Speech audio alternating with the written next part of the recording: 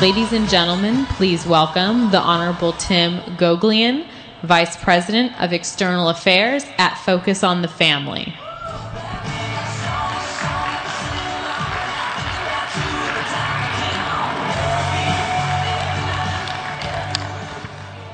Good afternoon, everyone.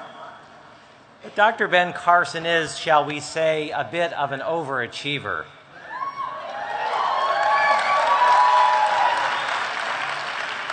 He was, for many years, a professor of neurosurgery, plastic surgery, oncology, and pediatrics, and the director of pediatric neurosurgery at Johns Hopkins Medical Institutions.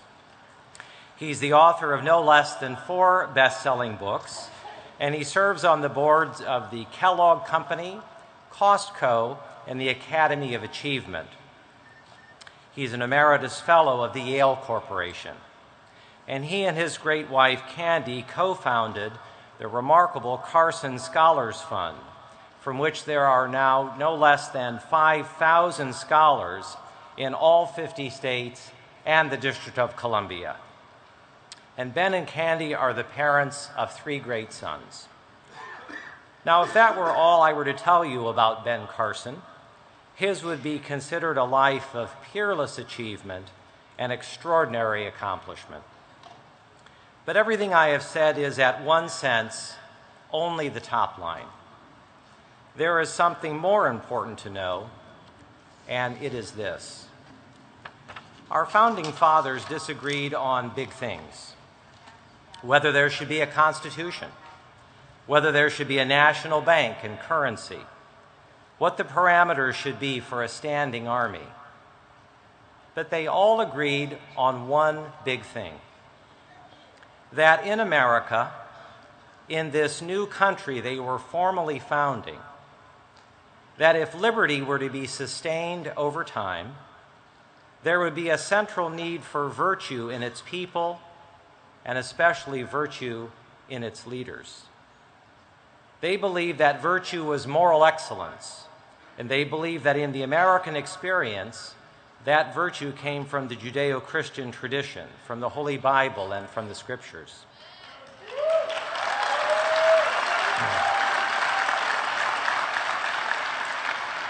Our founders had no religious test to hold national office. They did not want an established church, but they wanted the Judeo-Christian tradition to flourish because they knew that when religious liberty flourished, the new republic would flourish too. And they were right. And America is an exceptional country. Our Declaration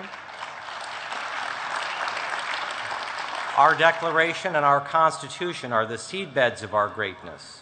Virtue in the people and in the leaders remains more important than ever in America. Our speaker today, Dr. Ben Carson, embodies everything we as conservatives believe about the essential first principles of our leaders. His moral excellence has been refreshing, and his humility and his candor have been the narrative of this already important time in the public square. The original conservative, Edmund Burke, famously wrote, "One man with conviction makes a majority." Perhaps he was thinking about Dr. Ben Carson. Let's welcome him.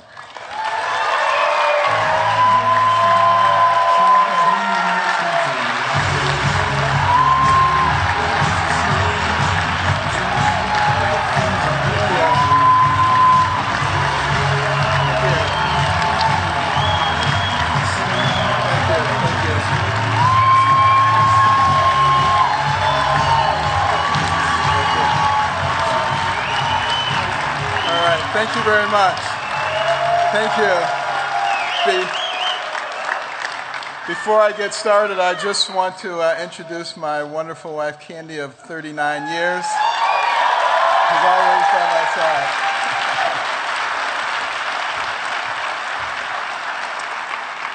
Well, thank you for that very warm welcome. And I just have a lot to say, so I'm going to go pretty quickly here. You know, America is a land of dreams, and it has fulfilled dreams of so many people from so many places. As a child, You know, I had a dream of becoming a physician. I loved anything that had to do with medicine. Dr. Kildare, Dr. Casey, anything.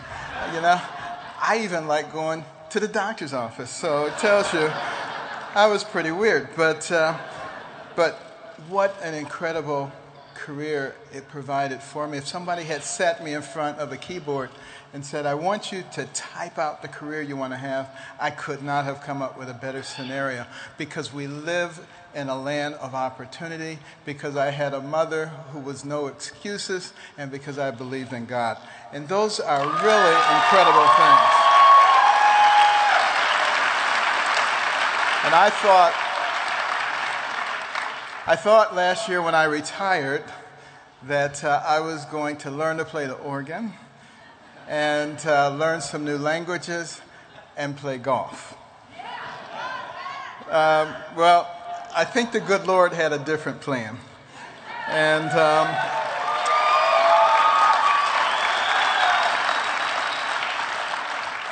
I'm not sure what the culmination of that plan is, but I am having a good time, and Candy is having a good time as we go all over the country. Red states, blue states, north, south, east, west.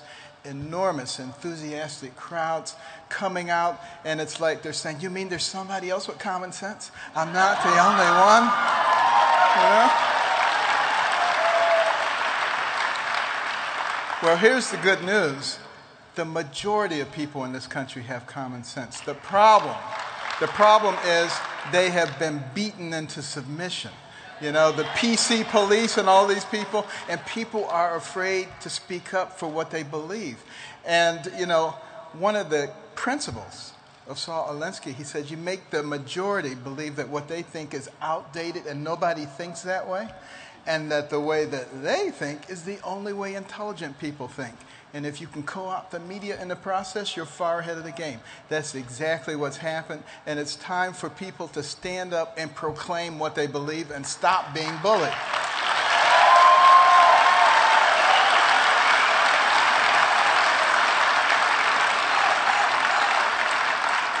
You know, one of the most wonderful things, you know, people say, don't you miss medicine?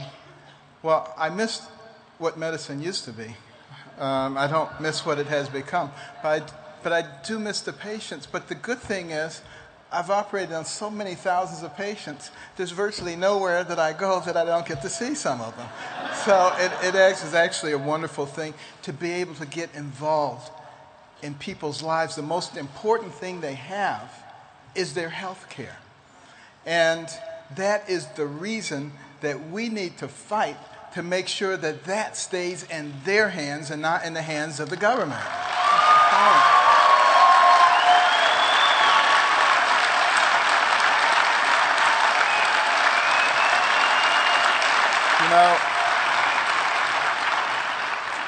You know, medicine prepared me for out-of-the-box thinking, and it prepared me for a lot of controversy.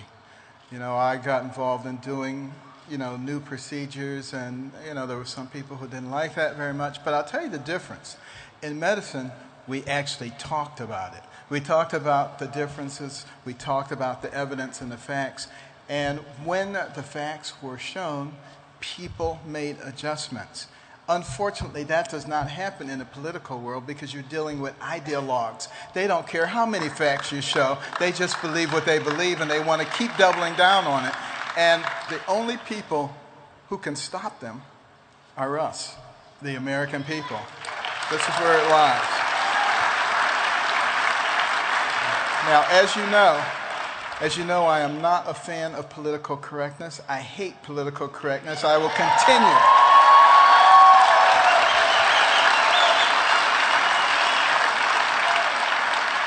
I will continue to defy the PC police, who have tried in many cases to shut me up. I actually find them pretty amusing. I mean, I still believe that marriage is between a man and a woman. And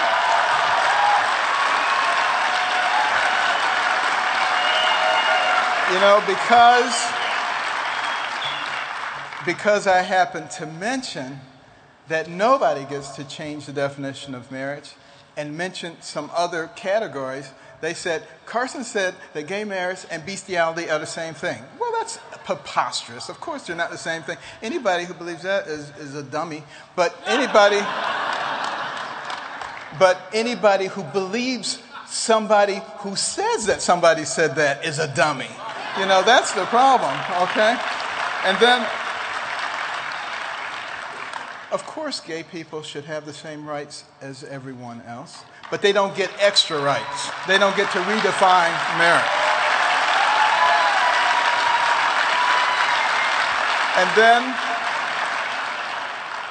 And then I said that Obamacare was the worst thing since slavery. Now, let me tell you why I said that. Of course, they said, Carson says that slavery and Obamacare are the same thing. Of course they're not the same thing. Slavery is much worse. But bear in mind, what happens with Obamacare? We, the American people, have with that program shifted the power that was given to us by the Constitution and by the founders to the government. It's the most massive shift of power in America that has ever occurred. That's why we need to redo it. We need to put the power back in the hands of the people, and we need to make sure we keep it there.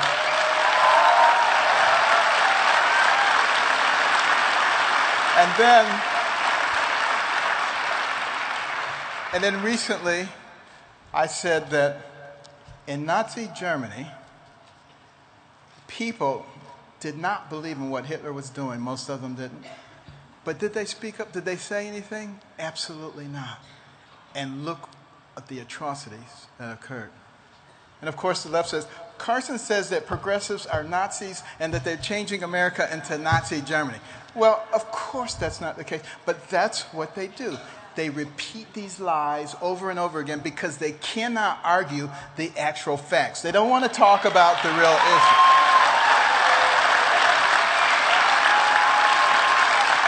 And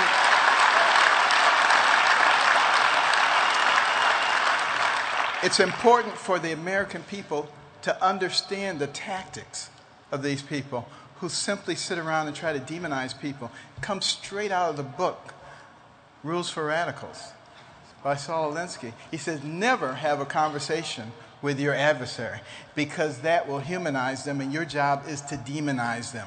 That's why you see that all over. Intelligent people will understand that because, you know, I find that, you know, there are so many people who get intimidated so easily. Stop being intimidated. You know, I look at somebody like Dr. Melanie Cooper, who is having a banquet a week from tonight in Atlanta, New Community Horizons, Victory Over Diabetes. She's a wonderful woman who is concerned for the welfare and the health in that community. And there are some organizations there that are telling people to boycott her, not to support her. Why? Because I'm coming to be the speaker. And they say we don't want him spewing his poison, particularly to the young people. Well, I wonder what poison that would be. Would that be the poison of self-reliance and self-respect that people should have? Would that be the poison of telling people in minority communities that they need to learn how to turn over the dollar a few times in their community before they send it out, and that's how you create wealth, and that you should reach back and pull others up with you, and if you do that, you don't have to depend on anybody else? Would it be the poison of talking about how education is the key and that you don't have to be a victim? It's a matter of your mind and what you decide to do, and that the most important person when it comes to your future is you and the decisions that you make and the things that you decide to do. This is America. We are free. We can do that.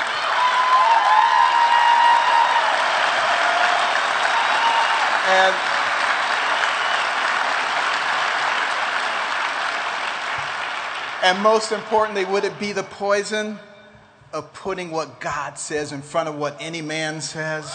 Think about that.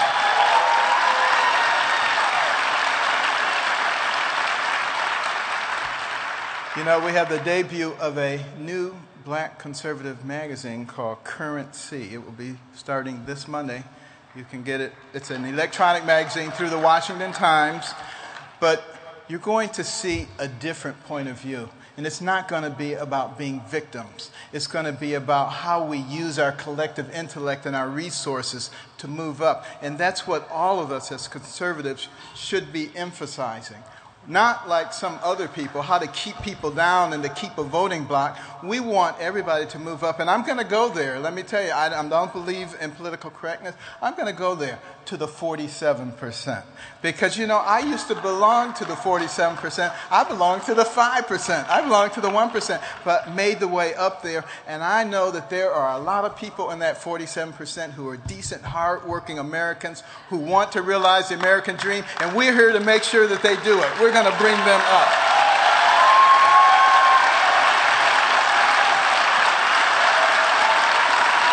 And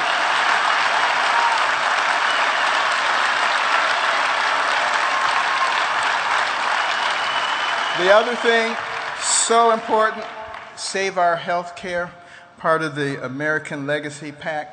Why have I gotten involved with that?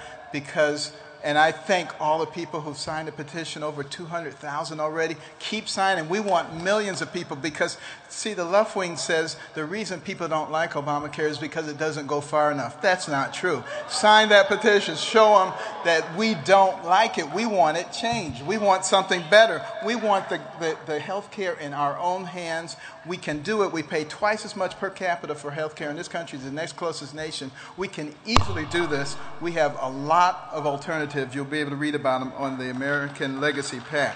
And then the other thing, I can't go without saying, $17.5 trillion national debt. Think about the implications of that. The only reason that we can do that is because our currency is the basis of the international reserve currency system. And we can print money. You know, if Greece could print money, they wouldn't be in trouble either. You know, in the 5th century BC, they could, you know, it was the drachma. And they did. They were the currency. But that's a long time ago, and they've been pretty irresponsible. We're being just as irresponsible, quite frankly. 17 trillion. Do you know how long it would take to pay that off if you paid $10 million a day? 4,700 years. That is absolutely absurd. We are killing the next generation. We have to think about that. And what did Putin say last week? He said, we, Russia, if you put sanctions on us, we may just decide that the American dollar will no longer be the reserve currency that we use. Now, quite frankly, that's not going to hurt us very much with just Russia. It probably hurt them more than it would hurt us. But what if they get other people to do that? China has voiced some concerns. The UN committee in 2010 voiced some concerns. It's because we are irresponsible. And the only way we get out of that, quite frankly, is we have to know who our representatives are. And the ones who are voting to keep raising that debt ceiling, get them out of office and replace with somebody else.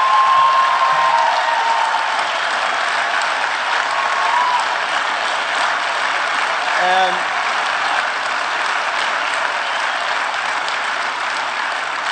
you know, I have several other things to say, but my time has expired. But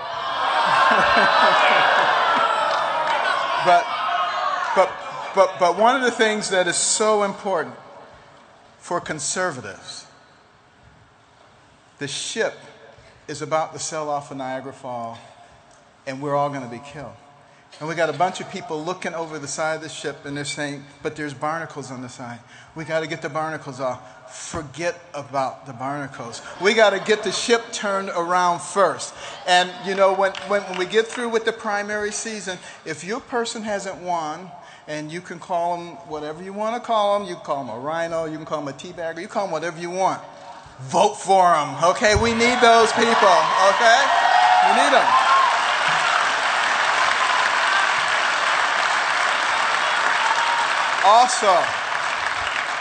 Also, we have got to get back to the same mentality that Americans had in the pre-revolutionary days.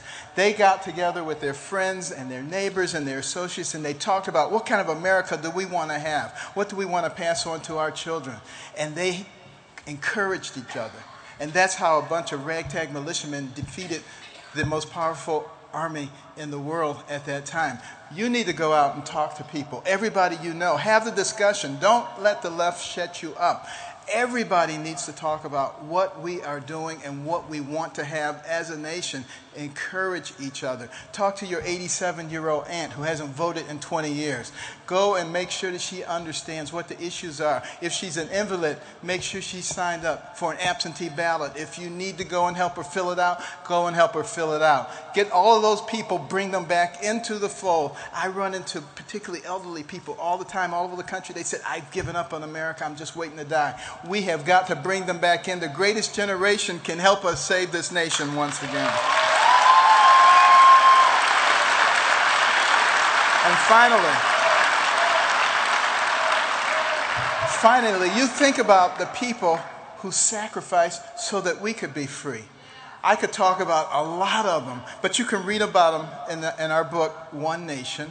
And I know the left will say, he's just hawking his books. That's all he wants is money. I got plenty of money. That's not the problem. But, you know, what we need are action steps. And we have action steps to help people, every American citizen, to get involved in having a country that is for, of, and by the people. We can get it back, but we have to be brave. Think about those people during World War II. Nations falling like dominoes, one by one. The whole world about to come under tyranny, except for one thing. This nation, the United States of America, that sent young men from the cities, the suburbs, the country to fight a war on two fronts of the world. A country that sent young women into the factories to build more airplanes, tanks, and mortars than anybody could imagine. A country that through its strength and its might and its determination changed the course of the world. You want to tell me we're not an exceptional nation? You go jump in the lake. That is absolutely not the case.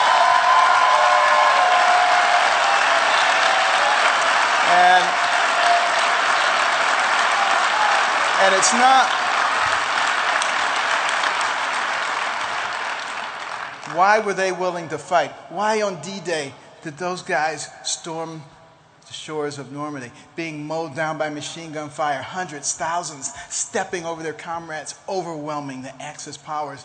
They did it because they wanted you to have a land that was free. They didn't do it so that you could have a land where our leaders pick and choose the laws that they want to enforce. They didn't do it where we could have a land where we pick winners and losers. They did it so that we could have a nation where there was freedom and justice for all. And the next time you sing the national anthem and you get to the end of that first stanza and it says, the land of the free and the home of the brave, don't just let those words roll off your tongue. We must remember that we cannot be free if we are not brave. Thank you, and God bless you.